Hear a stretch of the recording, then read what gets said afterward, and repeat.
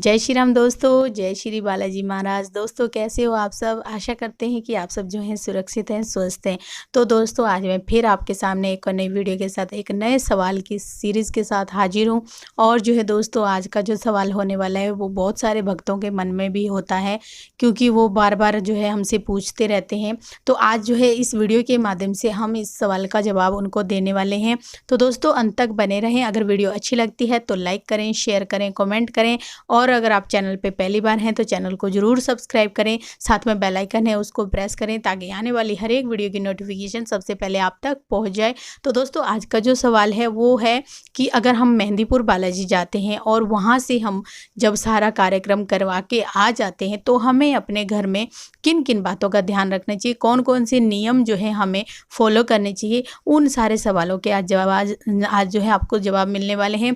तो दोस्तों चलिए शुरू करते हैं आज की वीडियो। जय श्री राम जी। जय श्री राम, जय श्री बालाजी महाराज। मेहंदीपुर की पवित्र शक्तियाँ आप सभी भक्तों का कल्याण करें। बालाजी महाराज की कृपा आपके ऊपर निरंतर बनी रहे, ऐसी कामना अपने इष्ट देव श्री बालाजी महाराज से करते हैं। मेहंदीपुर की जो कार्यक्रम है विशेष तौर पर बहुत ही एक इम्पोर्टेंट चैप्टर पे आपने क्वेश्चन किया है, ये बहुत ही ज़रूरी है। अधिकतर लोग तो इस चीज़ों का परहेज कर लेते हैं और ये जो परहेज है तकरीबन ये नहीं कि सारी ज़िंदगी का होता है। कुछ क्षण के लिए, कुछ पल के लिए आपको, या कुछ महीनों के लिए, या कुछ साल के लिए आपको इस प्रकार का परहेज करके चलना चाहिए।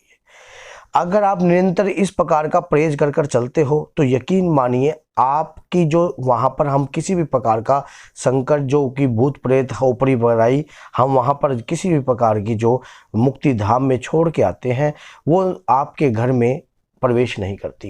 क्योंकि कोई भी आत्मा सद्गति पाने के लिए आपके शरीर पर आती है। सिर्फ आप उसको सही दिशा का मार्ग दिखा दीजिए और दिशा के मार्ग के साथ उस आत्मा का कार्यक्रम करवाइए। और कार्यक्रम करवाने के बाद जब वो आपके घर से चली जाती है तब परमात्मा की कृपा आपके घर पर निरंतर बरकरार रहती है। मेहंदीपुर से आने के बाद जो मैं आपको परहेज बताऊंगा वो बहुत ही ज़्यादा ज़रूरी है और आपको उन परहेजों को फॉलो करना चाहिए। और एक रिक्वेस्ट आपसे और है कि जो हमने नंबर दे रखा है उस पर कृपा रात्रि में कॉल ना कीजिए। रात्रि के 10 बजे के बाद आप कॉल ना कीजिए। आप दिन में हमें कॉल कर सकते हो, रात्रि पर उस नंबर पर कॉल ना कीजिए, जिससे हमें असुविधा होती है और हमें फिर नंबर, व्हाट्सएप को नंबर देना पड़ेगा और बहुत से लोग फिर बात करने से वंचित रह जाएंगे। ये रिक्वेस्ट है। और हमें पता है कि आपको वीडियो अच्छी लग रही है और वीडियो का बहुत सारा प्यार और बहुत सारे लोगों की कॉल भी जो हमें आ रही है, निरंतर कमेंट आ रहे हैं, हमें उनका प्रेम इस प्रकार पसंद आ रहा है। मैं जो आपको आज कार्यक्रम बताऊंगा उस कार्यक्रम से आप अपने परिवार की सेफ्टी कर सकते हो और परिवार की रक्षा कर सकते हो। जैसे ही हम मेहंदीपुर से आते हैं, जाने से पहले हम तो जो कार्यक्रम करवाते हैं लोगों को उसी प्रकार का कार्यक्रम आपको बताएंगे। हमें कोई छुपाने में भेद नहीं है, क्योंकि बाबा का गुणगान करने से अगर किसी आदमी का कल्याण होता है तो हमारे बाप का कुछ नहीं जाता, बल्कि हमारा ज्ञान और भी ज़्यादा बढ़ेगा और लोगों को अज्ञानता से छुटकारा मिलेगा। क्या करना चाहिए? सबसे पहले तो हम आपको जोत जलानी चाहिए। मेहंदीपुर से जाने से पहले आप अपने घर के अंदर अखंड जोत को आप धोकर रख दीजिए और उसमें बत्ती आप डालकर मान लो मंदिर के अंदर जचाकर जाइए। जब आप परिवार समेत मेहंदीपुर जा रहे हो, किसी संकट को छुड़वाने जा रहे हो या किसी भी, अगर ये संकट वाले का कार्यक्रम मैं आपको बता रहा हूँ, अगर कोई व्यक्ति संकट से रहित है वो भी इस प्रकार का कार्य कर सकता है। उसके उपरांत आपको क्या करना चाहिए? जब आप वहाँ से वापस आते हो, आने के तुरंत बाद आपको तुरंत स्नान करना चाहिए और रोगी को भी स्नान कर कर उसके हाथों से अखंड जोत जलवा देनी चाहिए। अखंड जोत जलवाने के बाद आपको वहां पर 181 रुपए की अर्जी, 101 रुपए की अरदास अपने श्रेष्ठ पितरों को मानकर रखनी चाहिए। जब आप अपने 181 रुपये की अर्जी और 101 रुपये की श्रेष्ठ पितरों के नाम की आप दरखास्त रखोगे तो तुरंत आपके शरीर पर एक हल्का सा वजन महसूस होगा और बालाजी की शक्तियों का आप आह्वान करोगे। आह्वान किसी भी मंत्रों से कर सकते हो, जो मेहंदीपुर की स्तुति से भी आह्वान कर सकते हो, आप राम स्तुति से भी आह्वान कर सकते हो। उसके दौरान आपने 10 रुपए की दरखास्त रोगी के सिर के ऊपर से 21 बार वार कर बाबा के श्री चरणों में आपने रखनी है और उस जोत का संकल्प आप जो लोगे तो ये आपके गुरु के आदेश के अनुसार होगा कि आप 41 दिन की जोत जला रहे हो या 11 दिन की जोत जला रहे हो या 3 दिन की जोत जला रहे हो या फिर उसके बाद आप 21 दिन की जोत जला रहे हो। ये आपके गुरु के टच में रहने से पता लगेगा। गुरु से आदेश के अनुसार कार्य आप ले लीजिए और निरंतर उनकी जोत जलवाइए।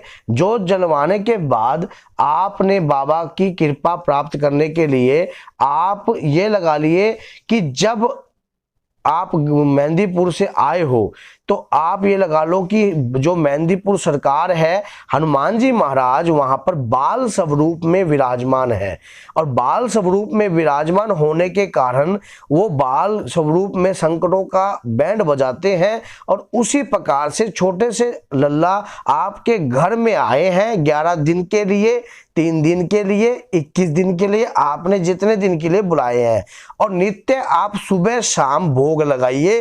भोग किस चीज का होना चाहिए? अधिकतर भोग तो अपने घर का होना चाहिए, लेकिन बहुत से लोग क्या करते हैं, आलसी हो जाते हैं और वो सोचते हैं कि ये भूत प्रेत हम छोड़ आए, बस एक किस्म की ये बला हमारे शरीर से निकल गई, हमारा निपटारा हो गया, जय बाबे की। हाँ, वैसे दरबार से जुड़े रहेंगे, उसी प्रकार से कार्य करते रहेंगे, लेकिन याद रखना कि इंसान का मरना जीना चलता ही रहेगा और आत्मा एक लगी है तो एक और आने में भी देर नहीं लगती, क्योंकि ये जो कार्य है आपको निरंतर मेहंदीपुर से जुड़े रहने का कार्य है। अगर निरंतर आप बाबा से जुड़े रहोगे तो इस प्रकार की चीजें आपके घर में प्रवेश करती ही नहीं। और उसके बाद आपको क्या करना है, जब आप जोत लगाओ तो हनुमान जी महाराज का नित्य नेम पूरे परिवार समेत आरती कीजिए। आरती कर कर आप हनुमान जी को भोग लगाइए। भोग किस प्रकार का हो सकता है, जैसे कि आप लड्डुओं का बना लीजिए, बेसन के लड्डू बना लीजिए, सूजी का हलवा बना लीजिए। आप निरंतर सुबह शाम भोग बदल बदल कर लगाइए। हनुमान जी को उन भोग का आनंद उठवाने दो ताकि वो उस भोग को ग्रहण करें और आपके उनसे एक ही प्रार्थना करनी है कि हे श्री बालाजी महाराज, बस हमें अपने चरणों में सेवादार बनाइए। जो भूत प्रेत हम मेहंदीपुर में छोड़ के आए हैं, हम उनके बारे में नहीं जानते, हमें नहीं पता वो क्या चीज है और किस प्रकार से आप हमारे से कोई ग्रह के रूप में या किसी पीड़ा के रूप में या हमारे कर्मों के रूप में जो भी कोई चीज आई है, किस निपटारे के लिए आई है, हम इस बात का हमें तनिक भी ज्ञान नहीं है। आप कृपा कीजिए, इसे अपने चरणों में स्थान दीजिए या आप मेहंदीपुर में इसे कैद कीजिए। इस प्रकार की भावना, इस प्रकार की कामना आपने श्री बालाजी महाराज से करनी है। और अब क्या करना है कि आपने परहेज के दौरान किस प्रकार का कार्य करना है।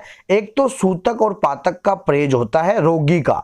जो रोगी है 11 दिन तक तो कोई परिवार होता है, परिवार का किसी भी प्रकार का सदस्य इस प्रकार के कार्य में ना जाए तो ज़्यादा बेटर रहता है। इस प्रकार से जो अभद्र शक्तियां होते हैं उनका आह्वान नहीं होता, उनका खिंचाव घर के प्रति नहीं होता। फिर दूसरी प्रकार लहसुन और प्याज, लहसुन प्याज मदिरा और मीट का सेवन नहीं होता, तब तक आपको ये इस प्रकार का परहेज रखना चाहिए।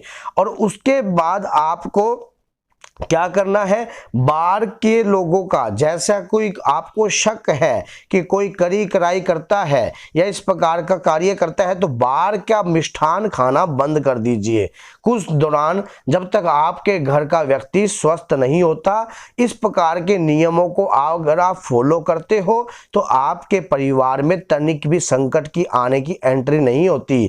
और चौथा पॉइंट ये है कि जो रोगी है उसको ऐसा खाना दीजिए कि जो बिल्कुल सादा खाना होता है, एक मरीज का खाना होता है, ना कि तीखा खाना उसको कभी मत दीजिए, चटपटा खाना कभी मत दीजिए, और देसी घी से चिपड़ी हुई रोटी का कभी भी उसको सेवन ना कराइए। इस प्रकार का परहेज अगर कोई व्यक्ति मानता है तो ये एक सॉलिड उपाय है, लेकिन अगर कोई करता है तो ठीक है, नहीं तो कोई दिक्कत नहीं है। भगवान काटना है तो अपने नियम के अनुसार ही काटेगा। हमारा तो फर्ज है सिर्फ इस प्रकार के परहेजों को आपको बताना। अगर आप फॉलो करोगे तो आपके घर का कल्याण होगा, बालाजी महाराज की कृपा आपके घर में निरंतर बनी रहेगी। और इस प्रकार के परहेज अगर अब कोई व्यक्ति का क्वेश्चन हो जाता है कि इस प्रकार के परहेज अगर हम नहीं रख पा सकते, क्या हम बाहर जाते हैं, क्या बाहर भी इस प्रकार की पोजीशन हमारी होनी चाहिए? तो जिस रोगी है, जो रोगी है उसका परहेज ज्यादा होता है, घर के समस्त लोगों का परहेज इतना नहीं होता। लेकिन दारू, मीट, अंडा जो, और जब तक आपके घर में बालाजी की चौकी की जोत जल रही है तब तक आपको इस प्रकार का परहेज रखना पड़ता है। बाहर की सफेद चीजों का परहेज रखना पड़ता है, और किसी भी प्रकार की बाहर की गलत चीजों का सेवन आप नहीं करोगे तो कोई आत्मा का बुलावा आपके प्रति नहीं होता। जैसे कि अगर इनसे होगा क्या, अगर मान लो हमने कोई चीज ऐसी खा ली या कोई मीट खा लिया या कोई दारू पी ली, तो हम निमंत्रण दे रहे हैं जिस चीज को हम छोड़ के आए हैं कि भाई आजा तू उस शरीर पर, क्योंकि हमने तुझे बुलाया है। तामसिकता तौर पर हम उसको आह्वान कर रहे हैं। इस प्रकार की चीजें का सेवन करने से उस चीज को बुलावा आता है, खिंचाव आता है रोगी के शरीर पर। और रोगी के घर में जो भी कोई सदस्य है, रोगी के साथ जिसका कोई रिश्ता है, मान लो अगर किसी की पत्नी में संकट है और उसका पति इस प्रकार के निरंतर काम कर रहा है, दारू मदिरा का सेवन कर रहा है, तो वो अपनी पत्नी को स्वस्थ नहीं कर रहा बल्कि और भी ज्यादा बीमार कर रहा है। जो लोग इस प्रकार का परहेज तोड़ते हैं उनको बाबा की प्राप्ति की कृपा नहीं होती, और जल्दी से जल्दी उनके संकट, बल्कि जब कटने का समय निर्धारित हो जाता है, मान लो किसी का कटना है 10 साल में, और बाबा के साथ जुड़ने के माध्यम से उस आत्मा का जो समय पीरियड रह जाता है सिर्फ मात्र 2 साल रह जाता है, और 2 साल भी उस बंदे को काटने बड़े औखे हो जाते हैं। क्योंकि सही तरीका तो इसी प्रकार का होता है भैया आत्मा कटाने का, बाकी तो सब फंड बाजार है। मेहंदीपुर ही सच्चाई है, आत्मा का संहार केंद्र ही मेहंदीपुर है, और कहीं जगहों पर आप ना भटकिए। श्री बालाजी महाराज के निरंतर सेवादार बनिए, निरंतर उनकी कृपा का पात्र बनिए, वहीं से आपके घर का कल्याण होगा, वहीं से आपके घर के अंदर निरंतर कृपा बनेगी। और इस चैनल को लाइक कीजिए, शेयर कीजिए, कमेंट कीजिए। अगर किसी भी प्रकार की दिक्कत आपके साथ हो रही है, निरंतर अगर आपका कोई शोषण हो रहा है, तो आप इस वीडियो के अंदर हमारा नंबर भी है, हमसे जुड़ सकते हो। हम निरंतर बालाजी महाराज के नियमों का आपको सिखाएंगे कि किस प्रकार आपको बालाजी महाराज से जुड़ना है, क्या कार्य करने हैं। तो दोस्तों कैसी लगी आपको ये वीडियो? लाइक करो, शेयर करो, कमेंट करो, और धर्म से जुड़ने के लिए हमारे साथ जुड़ियो। अगर कोई और क्वेश्चन है तो आप पूछ सकते हो। तो दोस्तों जय श्री राम, जय श्री बालाजी महाराज। मेहंदीपुर की पवित्र शक्तियां आप सबका